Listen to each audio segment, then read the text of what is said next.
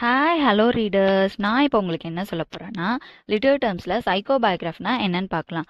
The kind of biography that seeks to explain the character and behaviour of its subject according to a psychoanalytical theory of human development. அதாவது என்ன சொல்கிறாங்கன்னா, already நம்மளுக்கு பயோகிராஃப்னா என்னன்னு தெரியும். பயோகிராஃப்னா என்னது?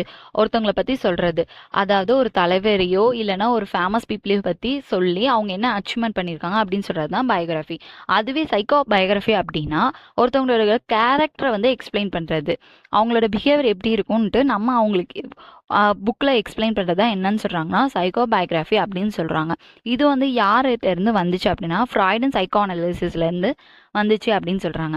Example, Lytton statue வந்து என்ன எழுதியிருக்காருன்னா Elizabeth and excess 1928 எழுதியிருக்காரு. இதில் வந்து எலிசபெத்தோட கேரக்டர் என்ன எப்படி இருக்கும் அப்படின்ற பற்றி சொல்லியிருப்பாரு.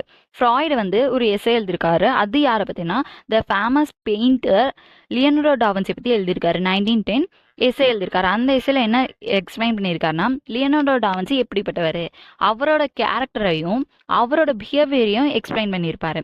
மேரி போனபார்ட் அதில் வந்து என்ன எழுதியிருக்காரு அப்படின்னா full length study of Edgar Allan Poe, அதாவது famous poet Edgar Allan Poe பற்றி எழுதியிருக்காரு. Full length study of Edgar Allan Poe 1935. அதாவது ஒரு கேரக்டரை வந்து எக்ஸ்பிளைன் பண்ணுறதும் அவங்க எப்படி பிஹேவ் பண்ணுவாங்க அப்படின்னு சொல்கிறதையும் என்னன்னு சொல்கிறாங்கன்னா சைக்கோ பயோகிராஃபின்னு அப்படின்னு சொல்கிறாங்க.